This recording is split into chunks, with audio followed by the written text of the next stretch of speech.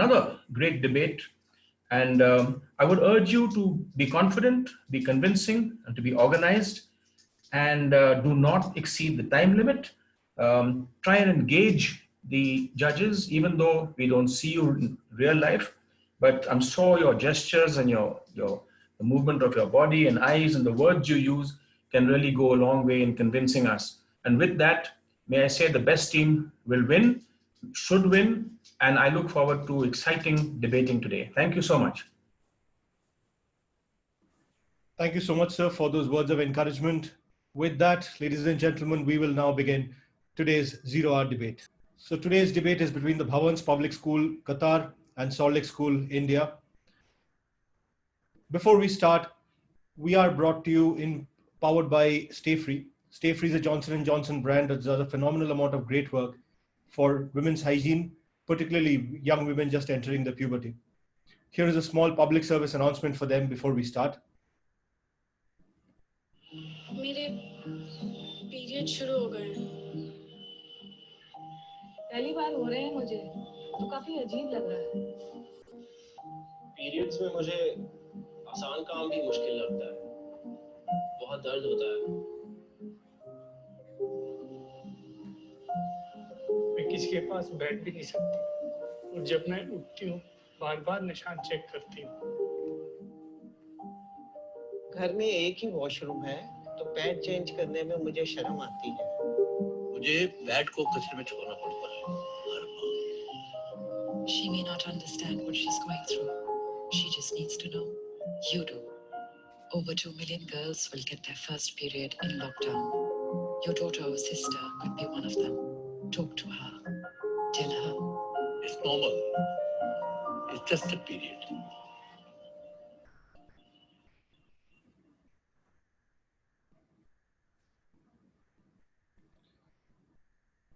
Well, after that heartwarming, wonderful message from Stayfree, this, ladies and gentlemen, is the topic that the students are debating today. This house believes that democracy cannot be implemented without equity in education. I repeat, this house believes democracy cannot be implemented without equity in education. We have two wonderful teams with us today. We have Bhavan's Public School from Doha, Qatar, and Salt Lake School from Kolkata, India. From Bhavan's Qatar, we have Rupesh as the adjudicator. We have Reem speaking for the motion and Tanisha speaking against the motion. From Salt Lake School, we have Dr. Sugata D'Souza, who's the principal herself, as the adjudicator. We have Ivy speaking for the motion and Olipto speaking against the motion. I hope I'm getting the pronunciations right. In case I'm not, please stop and correct me. Here's the scorecard and the order of speaking. We will start with Reem speaking for the motion for Bhavan's Qatar. Next would be Olipto speaking against the motion from Salt Lake School. Next would be Ivy speaking for the motion from Salt Lake School. And then Tanisha speaking against the motion from Bhavan's. Reem, we are starting with you. Before we start the debate, we would love to know you a little better. What are your hobbies? What are your favorite subjects? Which class are you in? Something about yourself. Good afternoon, everyone. My name is Reem Shamir. I'm studying in grade 12 and my hobby is to read books, and my favorite subject, like I'm really interested, is in biology. Wonderful, Reem. Your feed is loud and clear. So if you are ready with your arguments, just a quick check. The judges, all of you have access to the scoring sheets, right? Yeah, yes, we have. I have. Thank you. Thank you. Thank you so much. Reem, if you're ready, your time for your arguments, 5 minutes. We'll start now. Perhaps the most impressive outcome of world-class school system is that they deliver high-quality, fair education across the entire system so that every student benefits from excellent teaching. Achieving greater equity in education is not only a social justice imperative, moreover, it is also a way to use resources more efficiently and to increase the supply of knowledge and skills that fuel economic growth and promote social cohesion. Honorable members of jury and my worthy opponents, today I have come before you all to accentuate why democracy cannot be implemented without equity in education, because equity in education and democracy are inextricably related. It is an indisputable fact that education is very important in understanding and applying democracy correctly as a form of life. The aim of education is to provide suitable environment and freedom, those that are very necessary for growing a child his own creative impulsion. This means that democracy can be learned with education. Now, according to Turin 2018, it is evaluated that the most important indicator of democracy is the effort for forming citizens who are immensely educated and are responsible for the public's demand. Indeed, the highest performing education systems across OECD countries are those that combine quality with equity. Equity in education means that personal or social circumstances such as gender, ethnic origin, or family background are not obstacles for achieving educational potential and that all individuals reach at least the basic level of skills. In these education systems, the vast majority of students have opportunity to attain high level skills regardless of their own background. Now, across OECD countries, almost 4 out of every 5 students are able to reach a minimum level of skills to function in today's democratic societies. Students from low socioeconomic background are twice as likely to be high performers, implying that personal or social circumstances are not obstacles for achieving their educational potential. Now, more educated people contribute to more democratic societies and sustainable economies and are less dependent on public and less vulnerable to economic downturns, which in turn contribute to more equitable societies with effective social and labor market integration. So now, the basic term of being a democratic society depends on a fair education. For this reason, equity in education is the guarantee, a perfect guarantee of democratic order. Now, according to John Dewey, democracy and education go hand in hand where human rights are respected and tolerance is learned. Democratic attitude requires the acceptance of differences.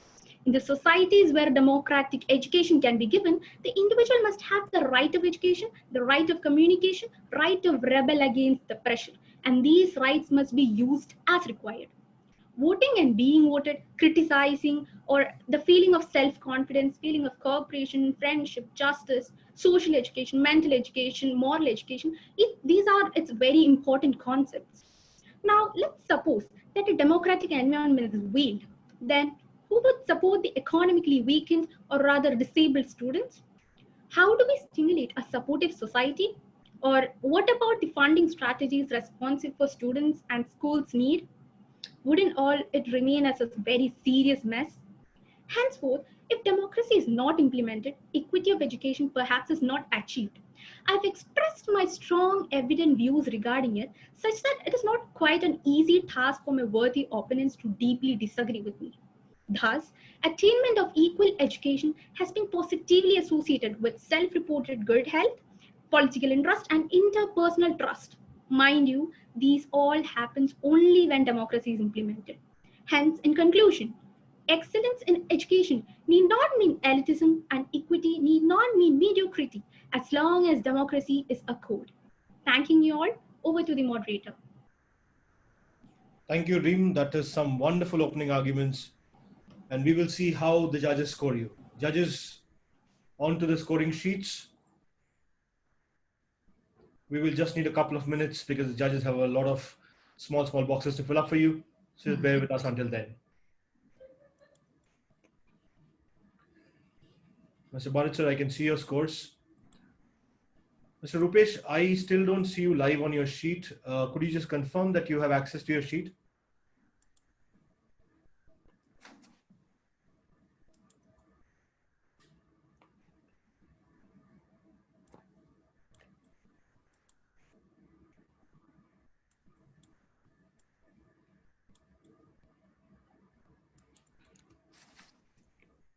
Mr. Rupesh, if you're there.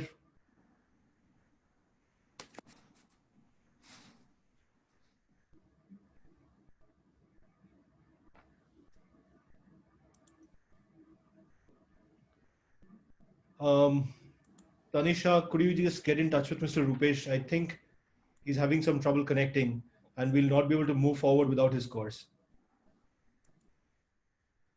Thank you so much, Tanisha.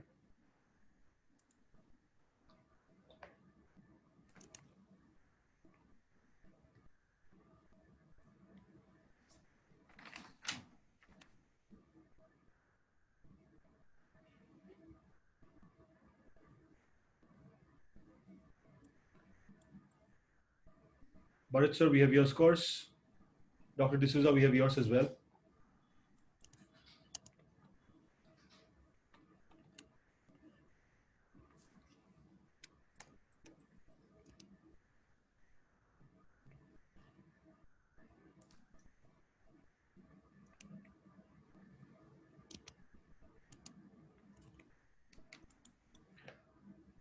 Mr. Rupesh, I can see that you have logged in. Can you hear me?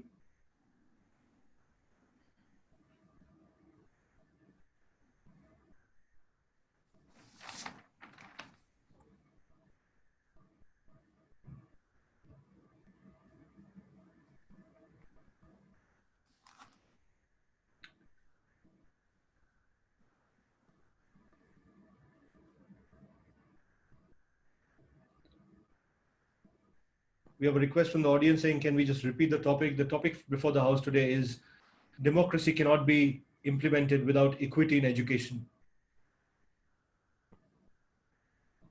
Mr. Rupesh, we still don't have your scores.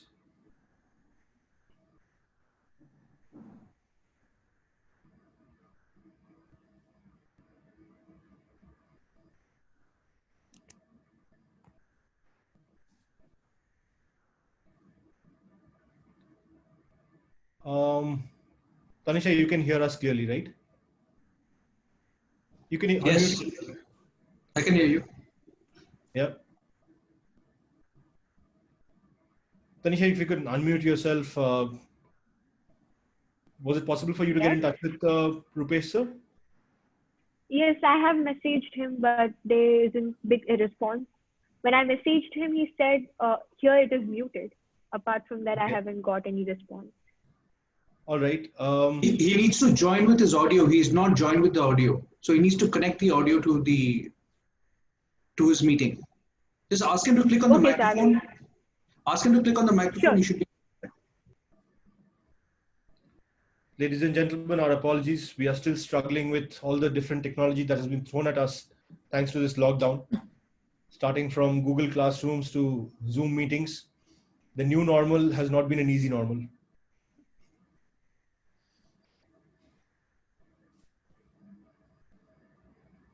Thank you so much, Tanisha.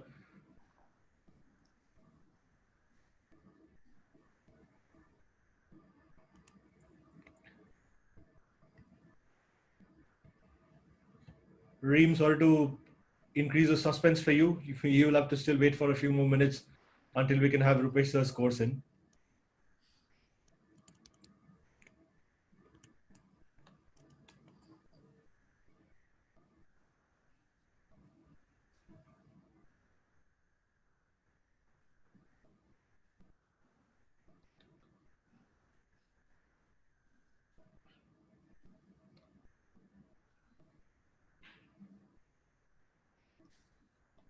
I think Rupesh sir is still having issues logging in. So what we'll do is we'll move on to the next contestant.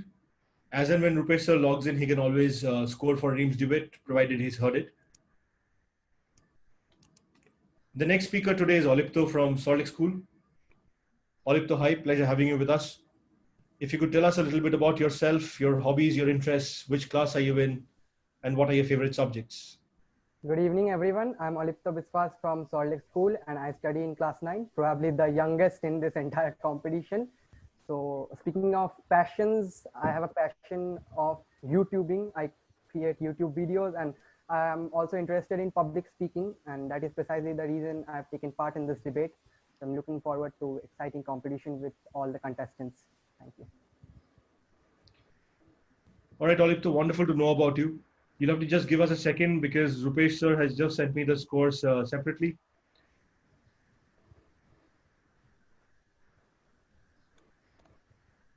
So Reem, if you're still there, if you can see the screen, these are your scores up on the screen now. Those are some wonderful opening scores. Most cricket teams in the world would kill for an opening partnership like that. Olipto, those are scores that are up against you, and those are the scores that you're trying to beat. All the best. If you are ready with your arguments, we will start your time now. Am I audible, sir? Yes, you are. Okay, let's start. Like the great British writer C.S. Lewis had once said, education without values makes man a more clever devil. This against bench clearly disagrees with the fact that democracy cannot be implemented without equity in education. In fact, some places where educational equity had been prevalent have failed to establish a proper democracy.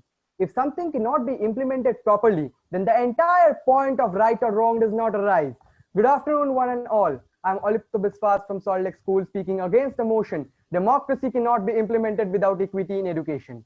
Let me start by saying that the whole phenomenon of equity in education is an elusive concept. Now, why am I saying so? Obviously, socio-economic disadvantage has an observable impact on learning outcomes. Achieving equity in schools is easy when a society distributes wealth and family resources equitably. However, I fail to understand if people lack the basic necessities of life, how can equity be achieved and to what extent? For example, the Dalits of India and the malnutrition people in Somalia lack the basic necessities of life. Then how can we expect to give them proper education to better their living conditions to such extent that they would become aware voters in the future? Even if equity in education is provided to them, they will just go to the academic institution to only avail the survival element, food, water, and shelter, rather than actually learning anything from education. So the basic purpose of education is defeated. Another point that I would like to focus on is the polarization of source of education. There have been several instances where certain history books state that the death of a political hero might have been caused by natural incidents or accidents, even though there might be still a mystery regarding his or her death. This is done because if the real reason behind the death of some political heroes are revealed to the public, it might reveal some of the darkest secrets of some political parties. If my fellow opponents so firmly believe that democracy is for the people, by the people, to the people, then why, in the greatest democracies in the world, are the sources of education being polarized? Do the people have no right to learn about the traits of the political party and the reason behind the death of their favorite political hero? Is this what we are knowing about the political parties who term themselves as representatives of the country through educational equity? Is this the right form of democracy, the right form of education? If this is what we are fed, suppressed facts, then obviously I would oppose to this basic factor of equity in education. How can we call it a proper democracy when education itself polarizes our views? Moreover, sometimes even though equity is provided to all citizens, there is no surety that these citizens will significantly contribute to the development of a democracy. It might even happen that the people remain unemployed due to absence of equity in job opportunities and workspace and the lack of jobs. These people migrate to other countries for better wages and job opportunities and contribute to the democracy there. Is this why they are provided equitable education? So that they can leave their country without contributing anything to its democracy and offer their services to some other countries? This leads to brain drain of intellect and wealth in the form of bright young minds who might otherwise have led the country to a more successful future.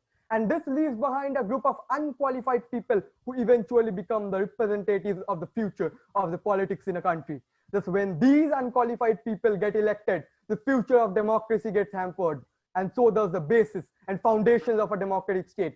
I completely agree to the fact that fair chances must be and are being provided to all, but the democratic machinery fails in one way or the other. Thus, I conclude that when the basic necessities of life are not available to the people, and substantial job and economic standards are not maintained, how can we ever expect the citizens to grasp the chances of equity and truly learn something from education to contribute to a better democracy? In order to sustain and establish a democracy properly, we need to sustain the bright minds. And in order to do that, social and economic equity should be implemented at first. We should understand that if this entire concept of educational equity is so elusive, how can we say that democracy cannot be implemented without equity in education? As aforementioned, instead of striving for equity in education, we should strive for equity of distribution of basic necessities of all. Thanking you, over to the moderator. Thank you, Olipto. Had I just heard the audio of that debate, I would not have believed that you're in class 9. Very, very well done. Judges, you have access to the scoring sheets. If you could please fill in your scores.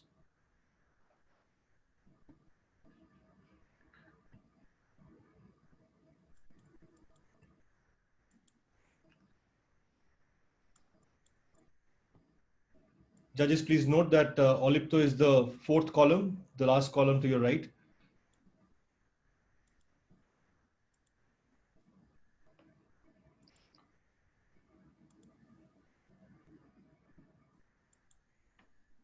Rupesh sir, if you want, you can send me the scores over WhatsApp. I'll just plug them in.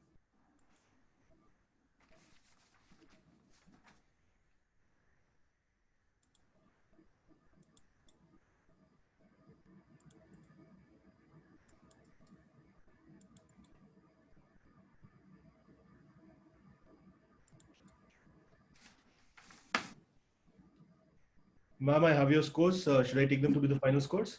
Yes, yes. Thank you so much, ma'am. Burrett sir, are those your final scores?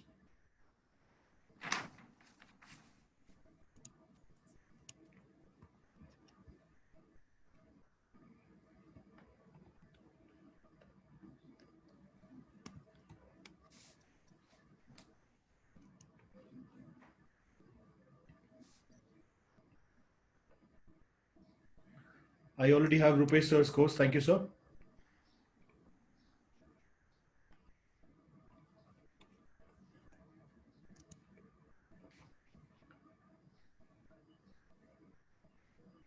Burrett sir, can I take this as your final score? Just a minute, just a minute. Sure, sir. Sorry. Yeah, that's fine. Thank you so much, sir.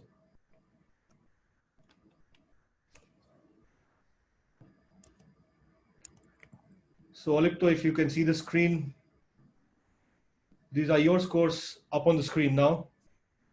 Very, very well done.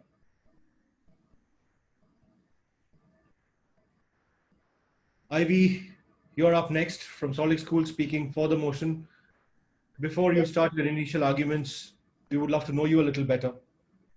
Your class. Sir, I study in class 10 in Salt Lake School, and coming to the hobbies, I actually love doing performing arts like dance and drama. And I've been into a bit of MUNs for the last year, but this is my first debate, and that too online. So I'm a bit sad for it, but also a bit excited.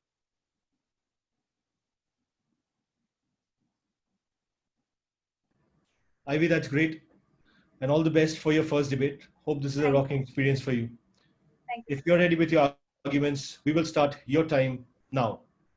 Education is the most powerful weapon you can use to change the world. Nelson Mandela.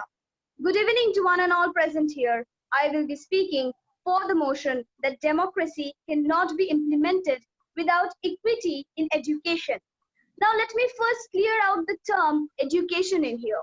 It is not about going to a school or college and studying various subjects. It's more about breaking the barriers of ignorance and becoming self-aware. It's more about growing one's own perspective and being able to distinguish between what is right and what is wrong. This development of one's own perspective leads for one to become a more responsible voter in the future. Now let me come to the phrase equity in education, which can be provided by introducing certain schemes and reservations for the oppressed classes of the society, the migrants, and even for a child sitting at the back of the classroom and not really understanding what's going on in the blackboard. This ensures that every child is at the same platform of receiving the same amount of education and being able to think rationally. On the other hand, a democratic system of government is to the people, by the people, and for the people, as said by Abraham Lincoln. And as stated in the Constitution of India, which is the world's largest democracy, everyone, I repeat, everyone from the age of 18 is entitled to vote. Therefore, this makes it crystal clear that equity in education can only pave the way for a successful and better democracy, as then can only the voices from all the sections of the society be heard and taken into consideration while the formation of a government. Further, democracy is a system which gives fair rights to all the citizens when it comes to vote without any discrimination. So when the fundamental concept of democracy is based on giving fair rights, I fail to understand why the education system, which is the basic framework of forming a progressive democratic society, not ensure equity for all, that is fair chances for all. Now let me come to the points which will make a democracy to function properly and not a fascist government to function in the name of democracy? Well, the three main parameters are awareness of citizens, freedom of speech, and freedom of press. Coming to the first point, that is awareness of citizens. As I've mentioned earlier in my speech, awareness of citizens can only be achieved through education. In India, just because equity in education doesn't exist, or even if it exists, it is not well monitored. A large number of votes from the villages are being influenced by the local political parties just because they don't know whom they want to choose. They are saying, choose this political party, and they have to cast their vote without even knowing the core ideology of that political party. Is this what you call democracy? Coming to the second point, that is freedom of speech. It ensures that every citizen has the equal right to debate, deliberate, and discuss the policies of the government and ventilate their grievances on the same. But is that being properly implemented? Every year, the farmers in India are facing pathetic condition, yet they are not being able to convey that condition to the government and avail to its services just because they are not educated how to do so. Due to certain policies of the government, the people in the lower strata of society are worstly affected, yet they don't know how to ventilate their grievances just because they're not educated how to do so. Finally, coming to the third parameter, that is freedom of press. Well, press gives us a large amount of information about the government every day. All right. Now, some of it is necessary, while some of it is trying to polarize our views, and some of it is trying to drive our focus away from what is necessary. Now, out of all this, what is actually necessary and discarding the rest comes from proper education. Let me give an example. In most of the third world countries, where many people live below the poverty line and do not have access to access to education, they don't know how to process this information and implement all this information about the government when it comes to choosing their own form of government, and thus they choose the wrong kind of government. Therefore, I strongly believe that equity in education is extremely necessary for a proper democracy to function. Thank you. Over to the moderator. Thank you, Ivy, and very, very well done. If this was indeed your first debate, I'm sure I can see you going from strength to strength. Judges, you have access to the scoring sheets. If you could please fill her scores in. Rupesh sir, I am waiting for your score. Thank you, sir. I have your score.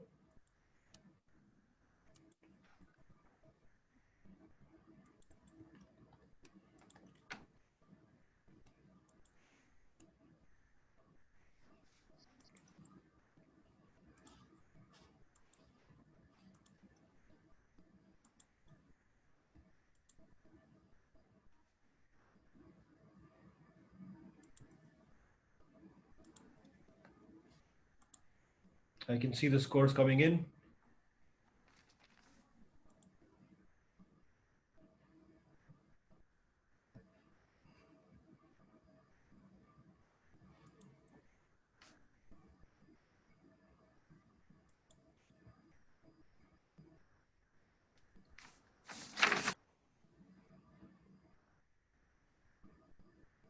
Mr. Burrett, Dr. D'Souza, are those the final scores? Can I take them? Yes, yes, yes. Thank you so much, ma'am. Yes.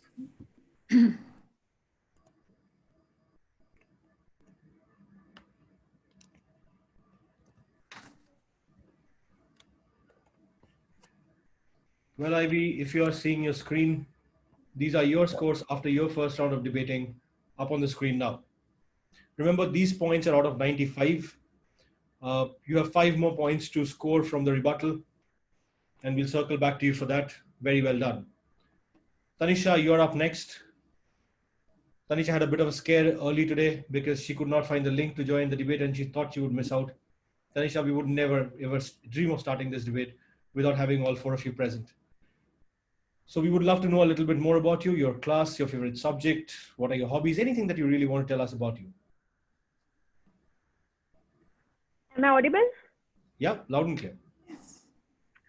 So my name is Tanisha Nanashekharan, and I study in class 10C in Bhavan's public school, Doha, Qatar. I love mathematics, and I do enjoy many of science lectures. And my hobbies are primarily love listening to music and do practice if I'm free. And I love public speaking, and that is why I think I'm here. And I'll try to give my 100%. That's it. Wonderful. So, musician, debaters, Tanisha, Gyanashekaran, if you're ready with your arguments, we will start your time now. Nowadays, the unanimity that suppresses the plurality and distorts the diversity of a country is being widely called as equity. Well, I can't call it so. I would like to hear differences in opinion, customs, and I believe that is the very spirit of a beautiful, diverse nation. Well, when we try to tune all sounds into one frequency and try calling that equality and all, do we really serve justice?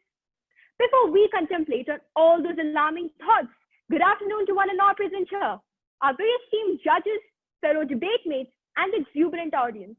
Can't see you all face to face, but I'm very sure that you all will be supportive and cheerful.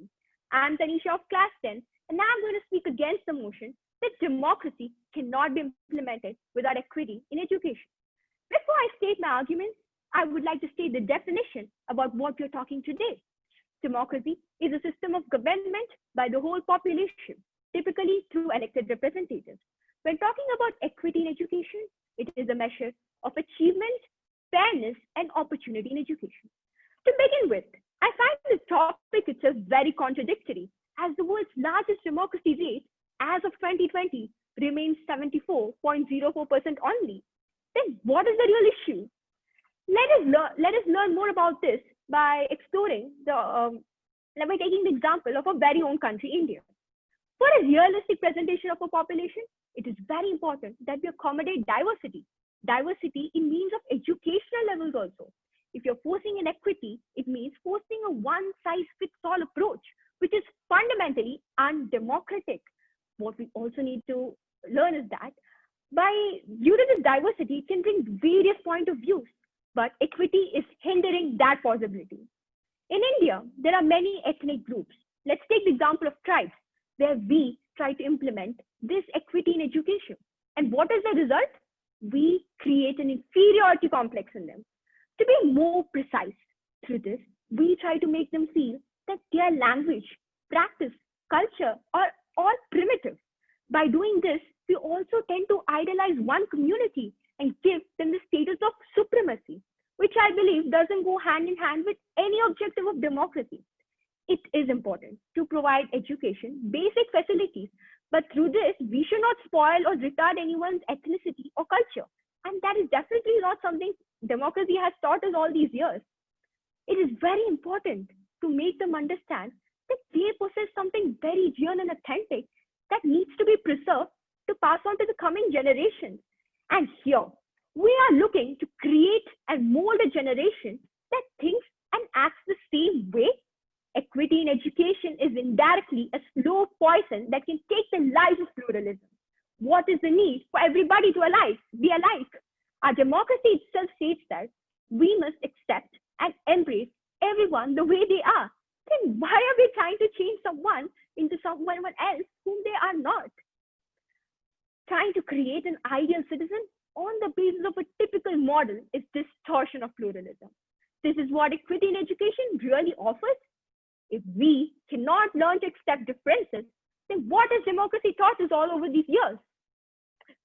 To conclude, this is just an example to show that democracy can be implemented without equity in education also.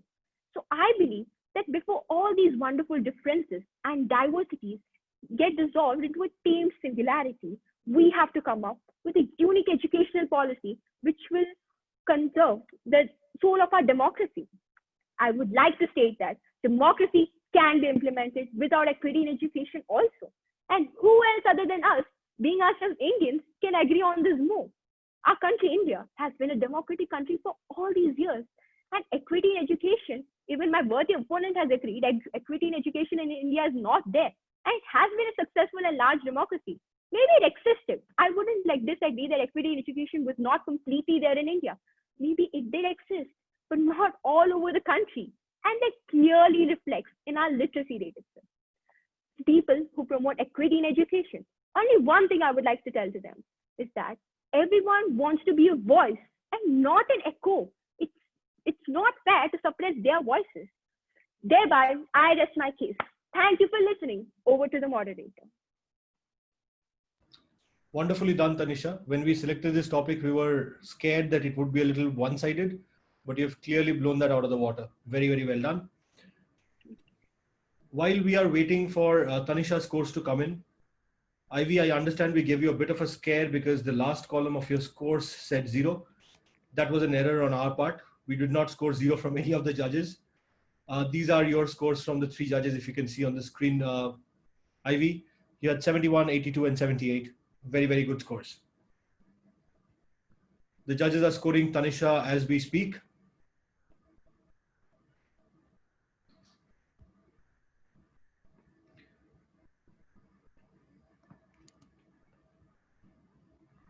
Rupesh sir, I have your score. Thank you.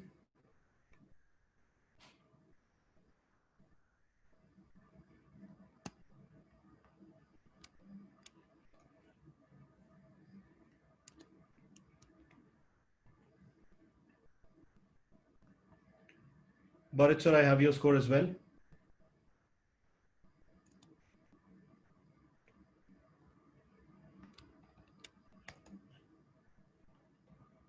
Dr. D'Souza, is that your final score?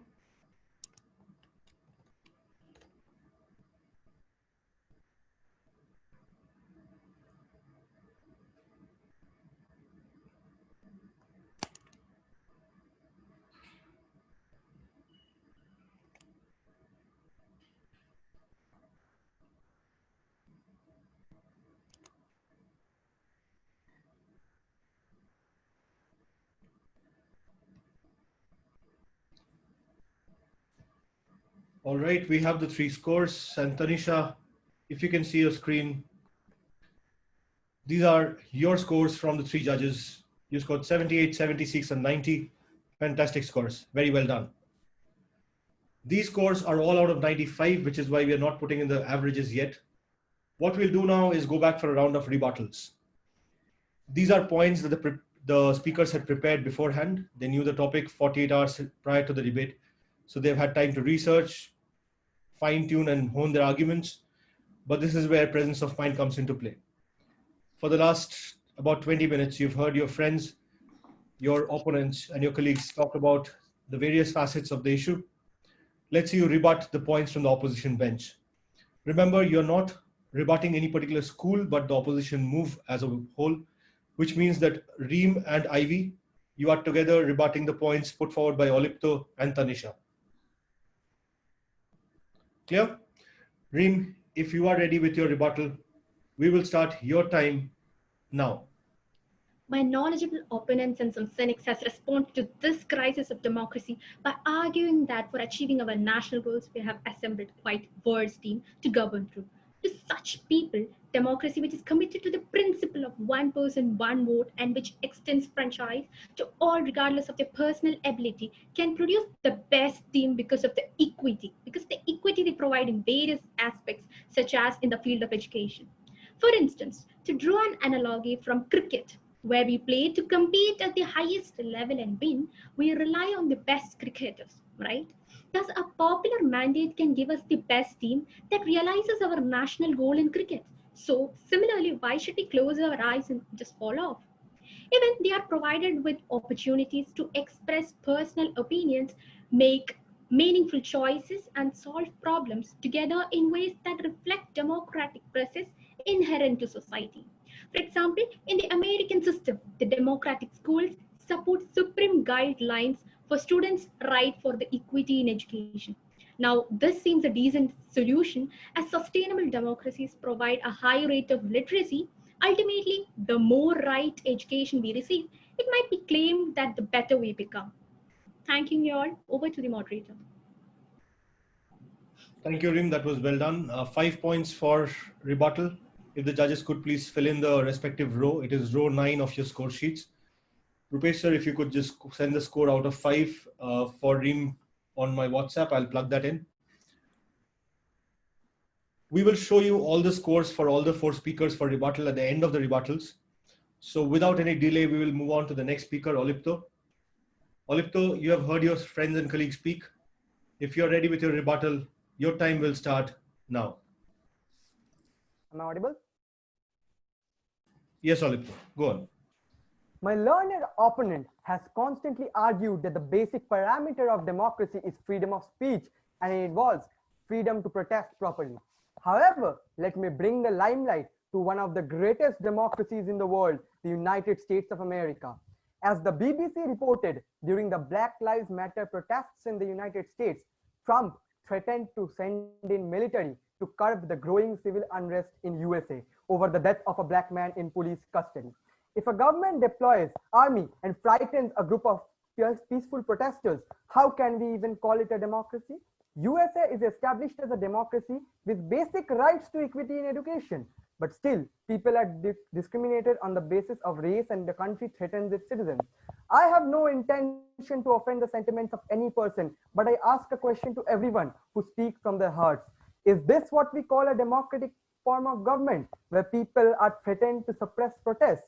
There is quite a fair perspective of education, but that doesn't guarantee a proper democracy and proper social equity. And as I said before, if something cannot be implemented, the question of right or wrong does not arise in the first place. Moreover, my learned opponents themselves say that without proper monitoring, we cannot properly implement equity in education. In some places, oppressed people just go to the academic institution to avail food, shelter, water, and the various economic schemes that the government introduces for them. Many people use these schemes to better their living conditions rather than investing them in education. I do agree with my learned opponents that to ensure equity in education, proper monitoring should exist. But we must keep in mind, just because in many countries, proper monitoring systems do not exist, equity in education is an elusive and difficult concept. This whole factor of difficulty rules out the prospects for a better democracy. Thanking you. Over to the moderator. Thank you, Olipto. Very well done. The judges, I'm sure, are scoring you. We'll just wait a minute for the scores. I have your score from Burrett, sir. I have your score from Dr. D'Souza as well. And from Rupesh, sir. Thank you. Thank you to all the judges. Up next, we have Ivy. Ivy, if you're ready with your points for rebuttal, yes, we will start your time now. We have often noticed this, that many people come from the oppressed classes with immense potential to be the future flag bearers of democracy. And just because they come from the oppressed classes, they know what actually exists in there. They know how to be there, and they know how it feels to be there, and they know how to aid them to make a better society. So these people coming from the oppressed classes, if they are not given equity in education, however will their voices be heard? However will people get to hear them and make themselves be the future leader of the country? And they will not only think about the rich and the mediocres, but they will also think about the oppressed people as well, just because they belong from there. So I couldn't agree with the points that my learned opponents had said, that equity in education should not be provided just for sustaining the ethnicity of those groups. Aren't people with immense potentials coming up from that group who can be the future flag bearers of democracy? I do think so. So I think equity in education should definitely be implemented. Thank you. Over to the moderator. Thank you, Ivy. Some very to the point rebuttal there. And to close it off, Tanisha, you're next. You have 2 minutes for rebuttal. If you're ready, if you could unmute yourself. If you're ready, yeah, sure.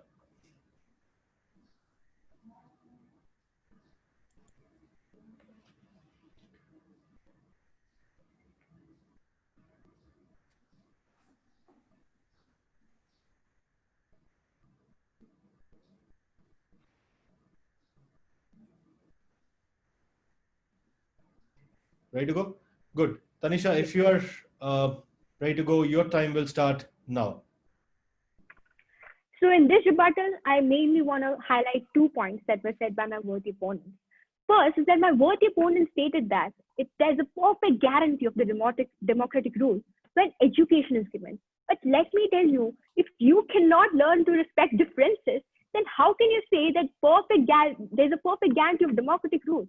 Democracy states that you have to respect everyone, no matter what their color, caste, creed, no matter what it is, you have to respect them. And if you don't respect that, then how, I don't understand that how they say that there's a perfect guarantee of democratic rule. Second is my another worthy opponent stated that without education, they won't be able to know what is right or wrong for them, or they won't be able to choose. But let me tell you, education is not the only factor which determines a person's ability to choose what is right or wrong. The basic ethics that are taught to them by their culture is also enough. Like our experience, I think experience and culture, which is, or the ethical values that have been taught, is more than enough to choose what is right or wrong. If you had a bad experience, then it's wrong. If you had a good experience, it's right. And ethical values, which is right and wrong, is taught for us since our childhood. And I think that is adequate enough to choose what is right and wrong. Thank you. Thank you, Tanisha. Some great rebuttals there from all 4 speakers. The scores are coming in and we will tabulate them and put them up shortly. While the scores are coming in, I take this opportunity to tell you a little bit about Notebook, the company that I am from, the company that is putting this entire show together. Notebook is an edtech platform. We offer engaging short-form video content for students to learn from. Especially during this lockdown while schools have been closed, teachers and schools have found immense value in using Notebook content to conduct their classes. What we'll do now is show you a short clip of one of the Notebook videos so you know what we are talking about.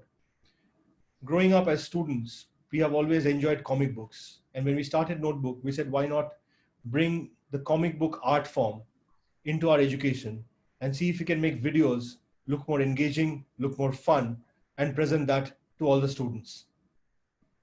What I will do now is, as I said, play a short clip of one of the Notebook videos so you guys know what exactly I'm talking about.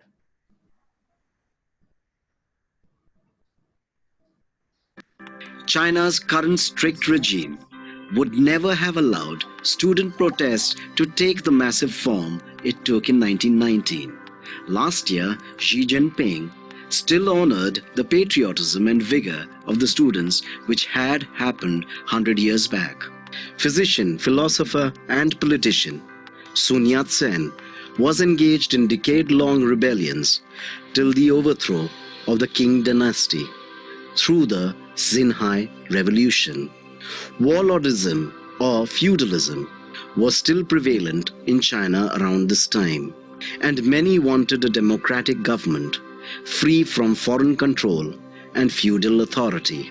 China had come in contact with the West when trade links had opened up between China and Britain and other countries. They were influenced by Western philosophy and thought that Mr. Science and Mr. Democracy could save them from subjugation to foreign powers, bring national unity, and help them become a sovereign nation. The people who wanted a democratic and progressive China were also influenced by past king reformers like Kang Yubi and Liang Qichao. These reformers had campaigned for modernization of China by breaking links with Confucianism or traditional Chinese philosophy and ethics, which they thought was hindering the country's progress. The May 4th protesters also directed the government's attention to the social, economic, and gender inequalities existing in their society. Chinese women were subjected to derogatory practice of foot binding, for example. The May 4th protests sparked a demand for anti-imperialism, a China free from foreign concessions, created sentiments of nationalism among the Chinese, and also in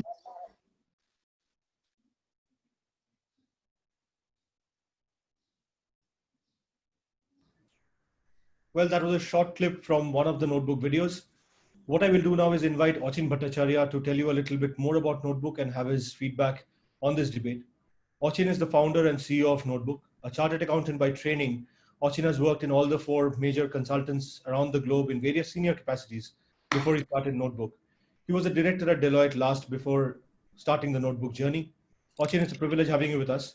If you could share your feedback, your thoughts with the students.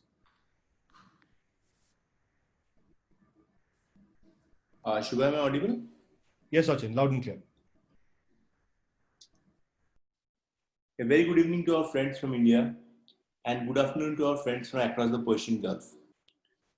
So some real passionate debating. Must appreciate the enthusiasm and the confidence.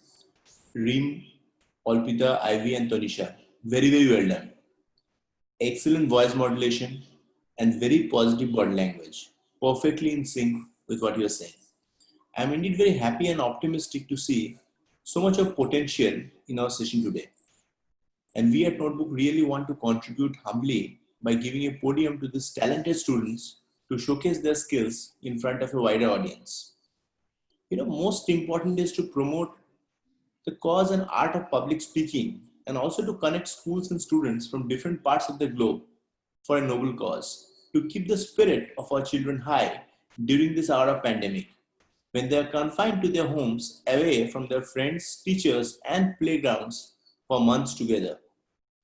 I also thank both the adjudicators, principals of both the schools, and other teachers who have contributed tirelessly in mentoring these youngsters. I congratulate the proud parents.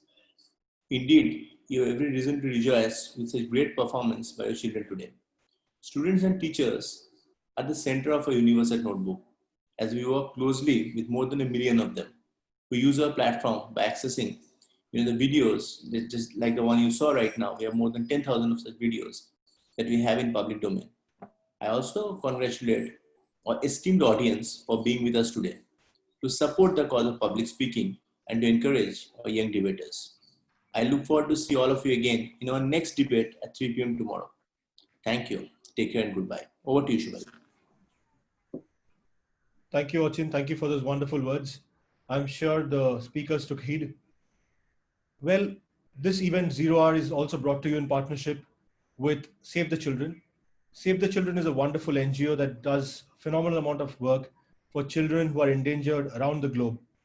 They have just finished 100 years. They started in 1919, and in 2019 they finished 100 years.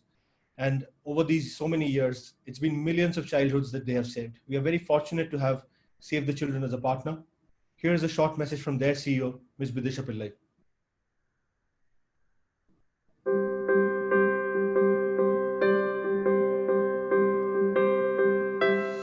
Save the Children was born in 1919. 100 years is not a milestone that many organizations or individuals can claim to have reached. And for us, it's been a tireless, relentless journey to ensure that every child has access to their rights. Every child has a voice. But when we look back at 100 years, because 100 is also a time to reflect, we wonder what it would be like to live in a world where children don't need to be saved. Perhaps we could live in a world where Save the Children does not need to exist. And so as we look at the future, we envision a world which is much kinder to its children. A world in which children no longer need to be protected from violence, where children are not needlessly dying before they turn 5, where every child is going to school, is learning, is playing, and is on that path towards fulfilling their full potential. As we turn 100, we pledge to work towards that future of a much kinder and brighter world for children. Every day, every hour, every minute, we will continue on that path. But we also know we can't do it alone. We want to work closely with the communities, with our partners, with the government, and most importantly with the children themselves. They are going to be the change makers of tomorrow.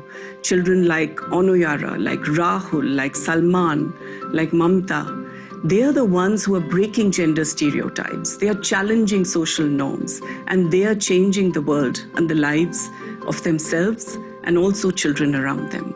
We pledge to continue working with them, alongside them, to ensure that every child gets the right start.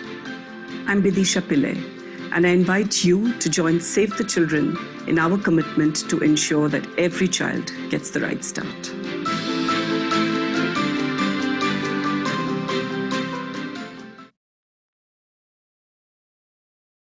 Well, it is also our privilege to tell you that the winners of the 0 Hour debate, the 2 people in the winning team, would also be offered internships at Save the Children to work with a fantastic team in saving some more childhoods. With that, ladies and gentlemen, it is now time to look at the scores. I'm sure we have created enough suspense. So these are the scores at the end of the debating rounds. Reem, you have a total of 82 out of a possible total score of 100. Olipto at 79. Ivy also at 79. Tanisha, you have scored 84, which brings your school's averages to Bhavan's public school has 82 and 84. Salt Lake School has 79 and 79. And this is when it gets exciting. Audience, this is where you get to play a role. I will now start a poll that you would see on your screens. You have to choose your favorite speaker for the day. The school with the speaker of the day gets 25 additional points. Right now, the gap between the 2 schools is less than 25. So this can totally decide the debate. Let me just pull up the poll. Audience, if you're ready, on your screens, the poll should appear now. The poll would last for 1 minute. You have 1 minute to think, decide, and then cast your vote. And I can see that the votes are flying in.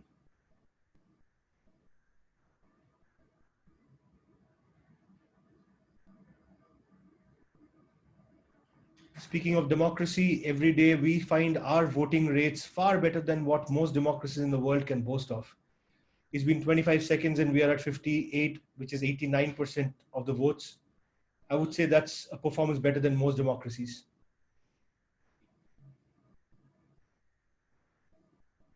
We are about 40 seconds in and 90% of people have voted. The rest, the 10%, you have about 15 seconds to vote.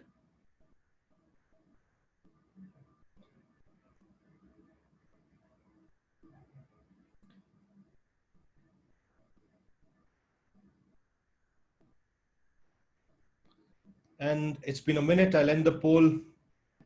And here are the results on your screen. In the 4th place, Reem at 7% of the votes. From Salt Lake School, Olipto and Ivy both at 30% each. And running away with the audience poll, Tanisha at 33%. You have just got your school 25 valuable points.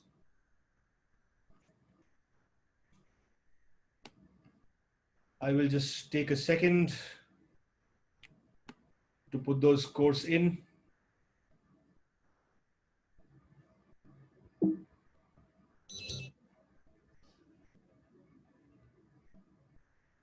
That's 25 additional points to Bhavan's.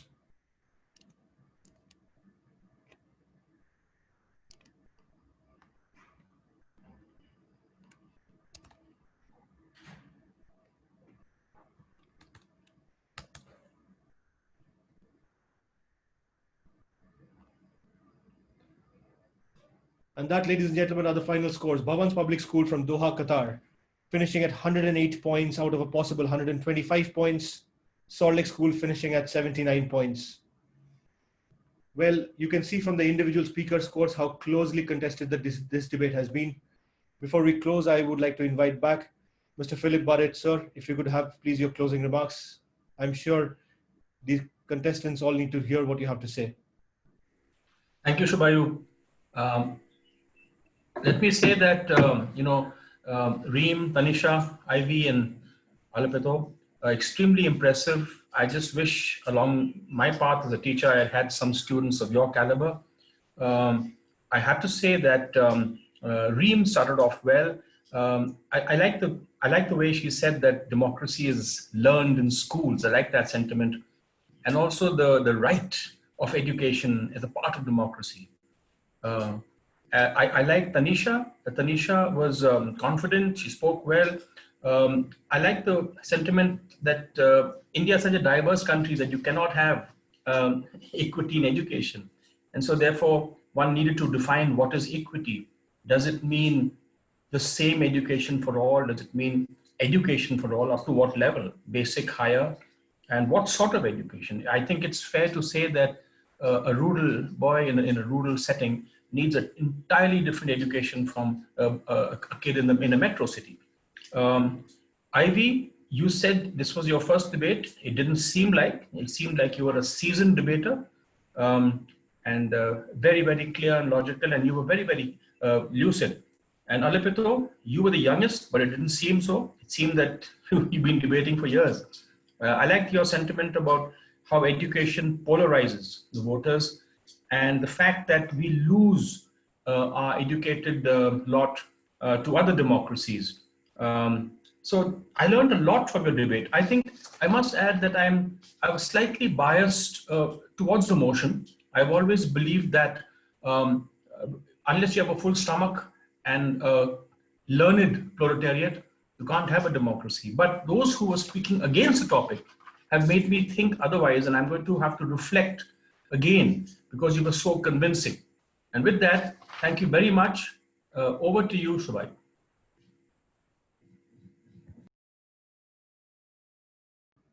Thank you, sir. Thank you for your words of encouragement. I'm sure the students will take them to heart. With that, ladies and gentlemen, we have reached the end of today's debate. A big thank you to Dr. D'Souza, to Rupesh sir, who took the trouble of coming out and judging the debate for us. And these here are the final results. The winner of the 9th match of this 0-hour debate from Pool C, Bhavan's Public School from Doha, Qatar. Very well done. Celebrations are in order.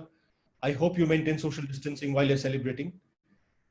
Olipto, Ivy, phenomenal amount of debating at your class, at your stage. This was way better than what I could have done myself. Very well done. And with that, ladies and gentlemen, we'll close the debate for today. We hope to see you in our next debate, which happens tomorrow. Until then, take care and goodbye.